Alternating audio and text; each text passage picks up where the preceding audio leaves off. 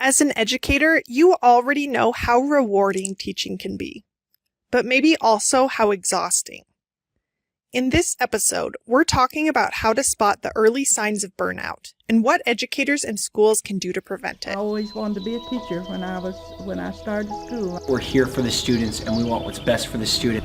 And I love watching people learn. Your teacher, student, academics, curriculum, whatever, that center post, the one that keeps this education together.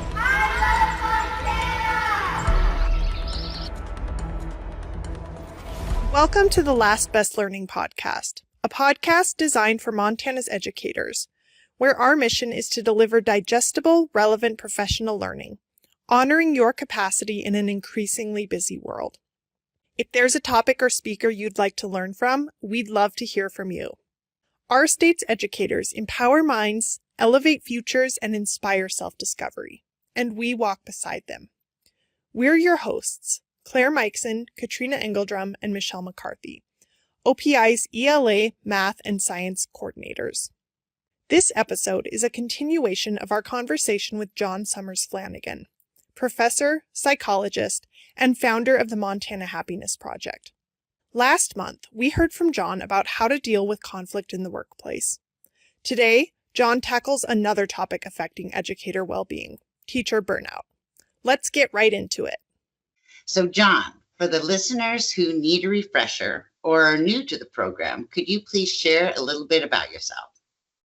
Yes, I can. My name is John Sommers-Flanagan. I am trained as a clinical psychologist from the best institute, I believe, in the country, which is the University of Montana. And so I got my PhD there way back in 1986. Woo! And now I'm actually with the Montana Happiness Project, as you said, but I'm also the director of a brand new center on campus at the University of Montana called the Center for the Advancement of Positive Education. So that center, and everybody always wonders, well, what does that mean? And the center was established because we got a $9.4 million grant from the Dennis and Phyllis Washington Foundation. Half of the money goes to scholarships. Half of the money goes to this center that we're established. And it's about the infusion of positive psychology into education and education training on campus at the University of Montana and throughout the state of Montana and beyond. Talking about teacher burnout, which is something we know affects maybe us personally, but many educators. So are there indicators that you see frequently or signs that we are approaching burnout before teachers actually get there and have trouble functioning? Yeah, one thing just to I like to say up front to teachers is wow, and I appreciate you. I cannot believe the kind of hard situations that you have to deal with every day. Teachers are so underappreciated. I will sometimes, if I'm doing a big presentation, I'll say, well, so my political platform, if I'm running for governor, is education, education, education, because everything goes through education. We want good roads. We better have educated people who are making those roads. We want good health care. We better have educated people who are offering it. We want a healthy environment and a healthy business world and balancing both. We better have really educated people who are in business and who are stewards of the environment. So for me, education is the road to progress. And so then I like to say, thank you so much for being an educator, because you are making the future better by educating our children. And I don't think teachers hear that enough. And so when you talk about burnout, one of the reasons we have a course called Happiness for Teachers that we offer through the university. It's for existing teachers. And the reason we developed it is because teachers are so underappreciated and so overstressed. So yes, signs of burnout. I do remember your question. Signs of burnout. Not feeling the positive emotions that you used to feel when good things happen at school. Okay. You have a moment with a student, used to be that moment would have felt pretty good, and you would have been able to savor that. But instead, it's like that doesn't seem to provide you with gratification. So the loss of pleasure, the loss of a sense of meaning and gratification, where in situations where you ordinarily or used to feel it, that's a sign of burnout, maybe one of the core signs of burnout. Other ones, of course, for you to just feel this sort of sense of exhaustion, to feel drained, to really dread work, to have sort of unusual low stress tolerance for yourself, right? So Claire, you know yourself, you know how much you can take, but you just seem to have a low threshold, and then you become irritable or reactive or sad or whatever your usual response is much more quickly than you might otherwise. So that's a kind of a low stress tolerance threshold. So those are some of the key things. Obviously disrupted sleep and all the things that might also go with a diagnosis of clinical depression. Those things, burnout and depression, tend to overlap. So those are some of the signs that I'd say watch out for those. Thank you. It sounded like you were talking about depression, a lot of those things. Absolutely. I've heard before. So our next question, John, is can you share some tactics that educators could employ in order to avoid or mitigate teacher burnout? Either examples that you have seen or research that you have heard or teacher anecdotes. Yeah.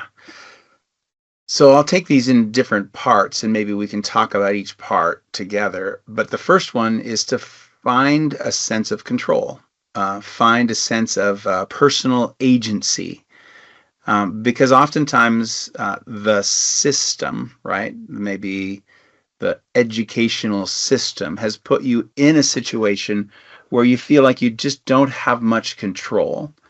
And so that is very, I guess in a word we would say, discouraging, right? And so a continued sense of discouragement will sometimes translate into burnout or depression symptoms.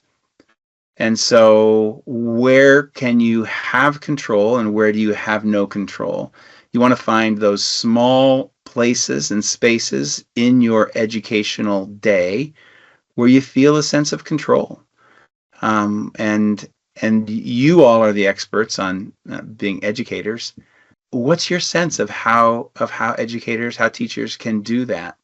Find the little times, the small times when they have more of a sense of agency or control. Now I'm interviewing you. Yeah, that's such a hard one, because I think the way so much of how your day-to-day is structured is based off of the system itself and not so much your own decisions as a teacher. But I think one major thing that helped me feel like a little bit more in control is, yes, there are things I'm supposed to teach, but I get to decide how to teach them. So I don't have to do a PowerPoint every single day and a worksheet and give my kids 50 questions and get into this routine that I really don't love personally. I get to choose how I'm going to have them learn whatever I'm seeking them to learn, and switching that to something that you love and are passionate about can really regain that control. That's just an easy one, I think, for instructional practice. I hear Katrina saying, I want to bring myself and my creativity into my educational responsibilities, right? Mm-hmm. Yeah. And that does provide you with a little bit of freedom. Creativity is so important for you to be able to put your own style or stamp on the lesson plan and on your room, right? I mean, and that to me is another place where you can let your creativity and yourself out, is that in how your room looks. Absolutely. Yeah, when you're talking about that, I was thinking about students, that how important it is for them to express also. I know that we're talking about teachers, but students need it too.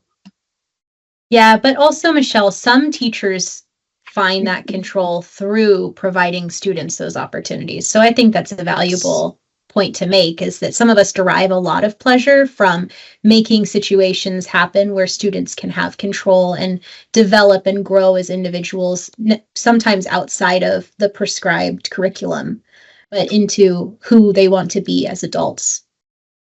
One of the assignments that we give, or experiential activities that we use in our Happiness for Teachers course, is to have teachers reflect on what their particular strengths are as a teacher, and not just what they think they are, but what their students notice about them and about their classroom.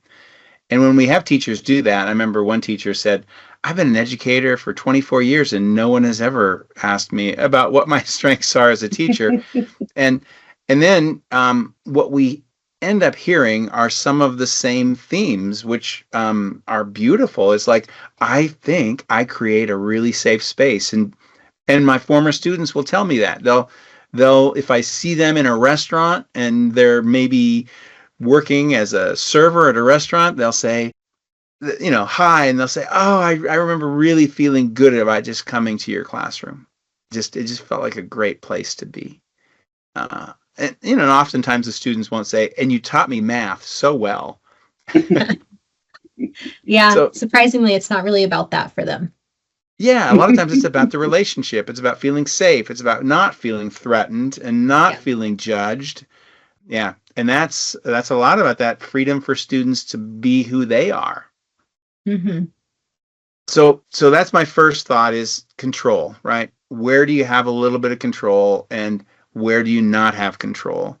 And I think finding, and probably the second thing I'd say is that this is going to sound, and this is an assignment that we give teachers, and some of the teachers, this is one of the ones that teachers love. It's called savoring. Savoring is the intentional effort to expand or lengthen or deepen a positive emotional experience. So if you think about it, it's easy to think about if you're thinking about chocolate, right? Most of us probably would rather savor the chocolate than eat it really fast and then it's gone. So the research on savoring is really, really interesting. As it turns out, that it's related to a thing that's in the research is called positive affect or positive emotions. And we do not, the research says basically, we don't have to have big, flowering, immense, positive, joyful moments to not be depressed. That one of the best treatments for depression is to be able to feel a sense of positivity intermittently in small ways throughout the day, right? So Michelle says something nice to Claire. Claire might say, oh, yeah, and just kind of pass it off.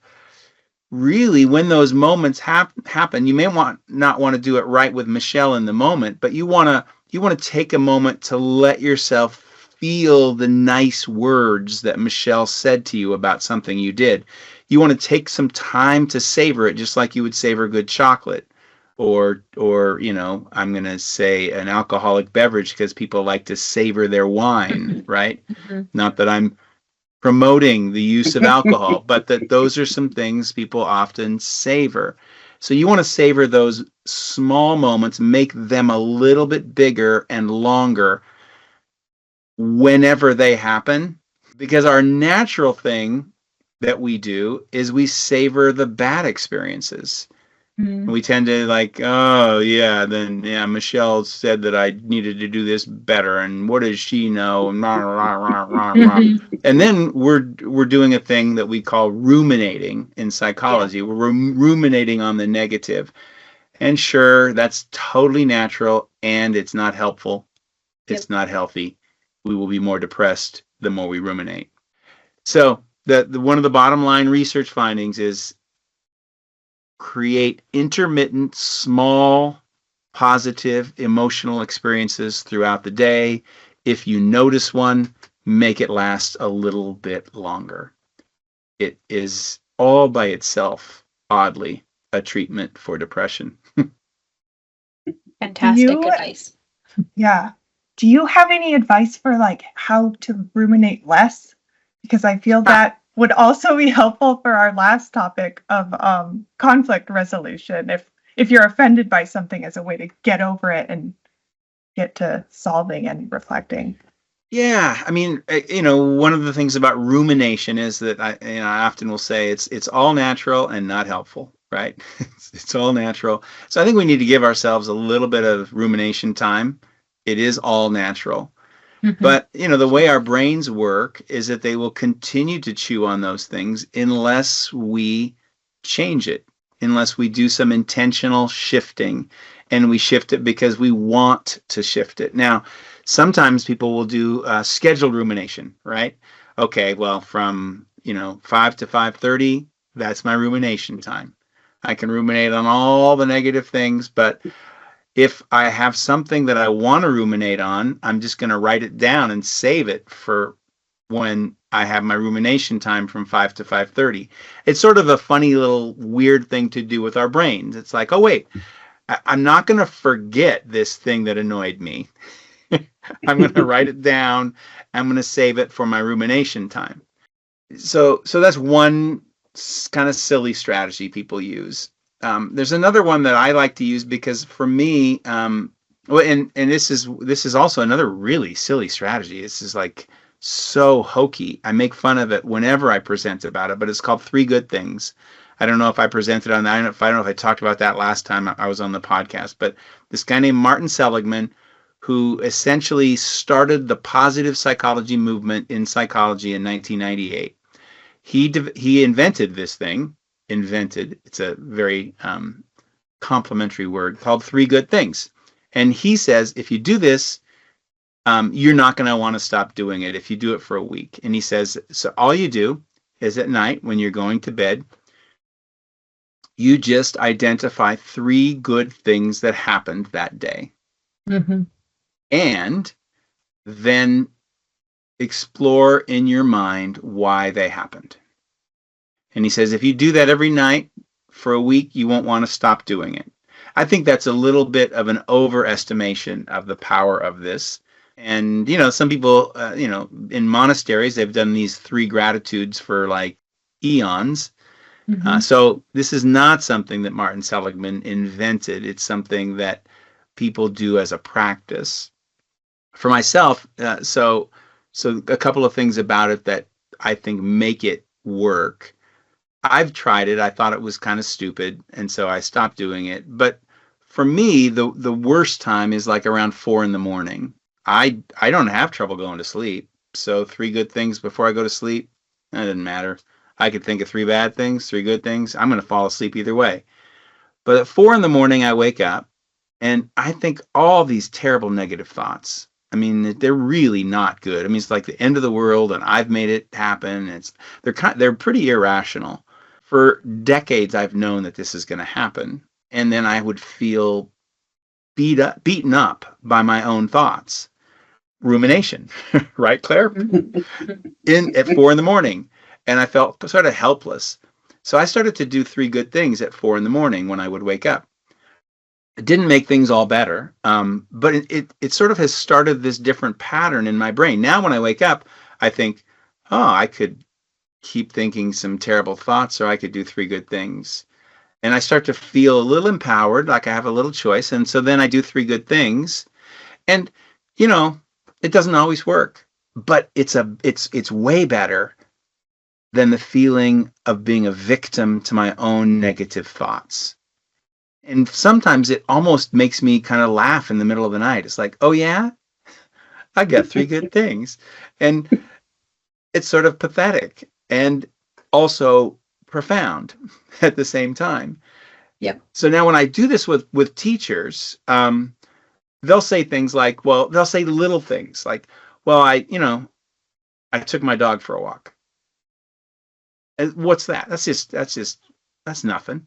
I had a nice conversation with my sister. So that's, that's not even very big or very good. Or I had a nice cup of coffee. And so then you ask the person why. Why did that happen? And this is what we call positive rumination, right? This is where we're actually giving our brain the assignment to look underneath having a good cup of coffee. So if that was something you said, Claire, I'd say, so what does that say about you? At the very least, it says you're self-aware enough to know what kind of coffee you want, and you took the initiative to make it happen. I wonder if there are other ways in your life where you're self-aware and you take the initiative to feel good or better in the moment. So you took your dog for a walk? I wonder if maybe you are, underneath it all, someone who is sensitive to the needs of others, and in particular, in this situation, your dog. You must care about your dog. And almost always underneath these little trivial things, there are values and there are deeper characteristics that are really positive. So you had a nice conversation with your sister.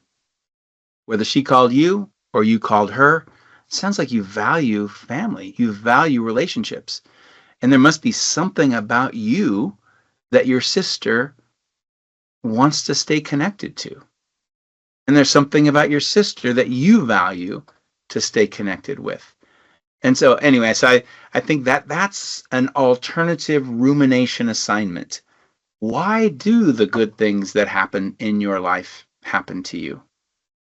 I've been using that practice since 2017, and I'll just share, I did it right before I walked into the building because I was going through a challenging time in my career in teaching, and I was really, it was that 3-year itch that most teachers get where they're like, is this for me? Is it not? And so that time is when I started doing it, and it just set the tone for my day, and it really helped me enter the door with the positivity that I needed in order to portray that positivity to my student interactions. So I would just strongly second the advocacy for the strategy because I think it really works. I'm wondering, John, too, if you can share about, we've talked about systems, and I kind of want to go back to that a little bit because there is sometimes a systematic contribution here that makes it hard for teachers and can contribute to their burnout. And I'm wondering if there's something that you know of that school systems can work toward to inhibit teacher burnout. Loaded question. Well, sure. Let's see. Listen to and empower teachers. Yeah. Trust teachers to be doing good work. Show interest in teacher well-being. This is sort of a movement now that we at the Center for the Advancement of Positive Education are on the front end of. We're interested in teacher well-being. Is the school district interested in teacher well-being? Are they willing to invest in that? Just really even showing teachers that you're interested in that. Advocating for raises, for making the workplace safer. So there are a bunch of things that I think people in administrative roles can do that will help teachers feel valued. And I think that's one of the bottom lines is, do you feel valued? Do you feel respected? Is somebody saying to you every day? I mean, we say this about how teachers should welcome every student and make sure every student feels like they belong, that they're valued. Is the principal doing that? Is the superintendent doing that?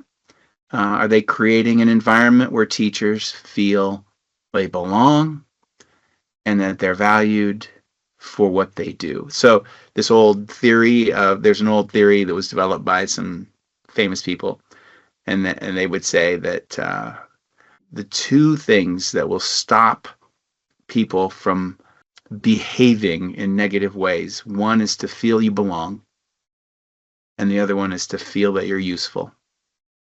And I think the more administrators can help teachers feel that, the better the teachers will feel. It's a really good point, the usefulness, especially because I think a lot of teachers end up leaving because they feel like they've kind of hit their maximum threshold of where they can aspire to go. And there's not a lot of opportunity in teaching to advance your career, right? You get another year on the scale. Yeah. That's kind of Yeah. it. But there's not anything that really gets them to that level of, hey, maybe, you've been a veteran teacher, you're really good at, I don't know, assessment. Your assessment strategies are amazing in your classroom. Your kids know everything. You know exactly where your kids are at and which kids are struggling. Let's have you, be a teacher leader on this, and let's acknowledge this thing that you excel at, and then have you, if you're interested, share that with others. I think we just don't do a lot of that kind of thing. And it would be great if there were more opportunities for teacher leadership development. Absolutely. So I'll plug that advocacy too, because I see Michelle nodding. She's like, yes. Yeah, that's a big one. Yeah. Yeah, one of the things that we teach also in our class and in workshops, and this one to me is this is like gold. Okay, so one of the things that's most important is for people to feel seen, right? I see you. And that's really important, all by itself. That's sort of the belonging thing. But if you think about not just being seen, but being seen for what you contribute to the school, to the classroom, to the community, to your family. And so we have this little activity we do where people, identify how they've been, what strengths others see in them, right? And then we ask people to flip it. And that is, okay, so now what you want to try to do in your daily life is to see the beautiful, wonderful things that Michelle does and to tell her.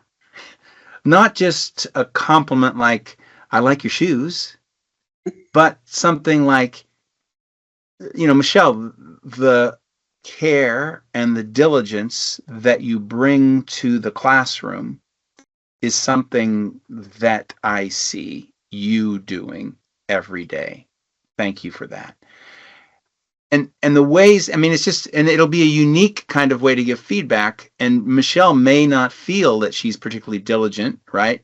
Or caring about what she brings in the classroom. But if that's what the administrator sees, it's so important for that to be given back to the teacher so that teachers are not just feeling seen, but they're feeling seen and valued for the strengths that they bring into the school. Excellent point. Well, of course, that's why we had you here. Again. Excellent point about your diligence and your care. Yes, yes. I appreciate the compliment. Well, I think that is our last question. Claire and Michelle, did you have anything else you wanted to ask John while we have this expert here? I wish we could double both of these episodes, because I feel like they're great for teachers, but they're also great for all sorts of relationship and mental health aspects. So I'm excited to edit it and re-listen. I do also just want to say a big thanks to you three for making this thing happen. And it's clear that you care about teachers and that you are interested in their well-being.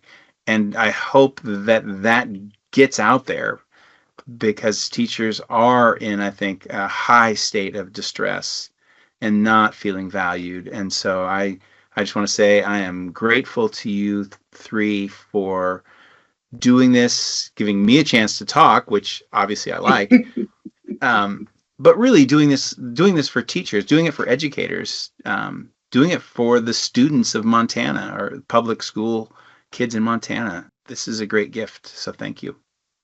Thanks for making us feel belonging and valued. And also, really, John, thank you so much for agreeing to come a second and technically third time with us, because this is like the number one question we get, is this area of mental health for teachers or self-care for teachers, and kind of that that making teachers happy component.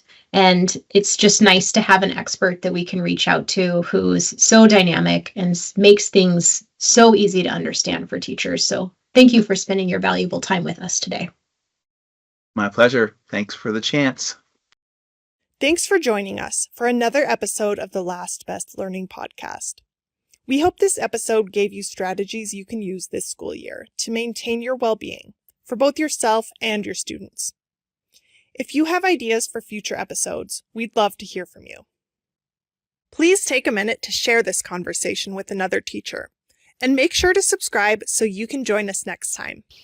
Until then, keep learning, keep growing, and keep inspiring.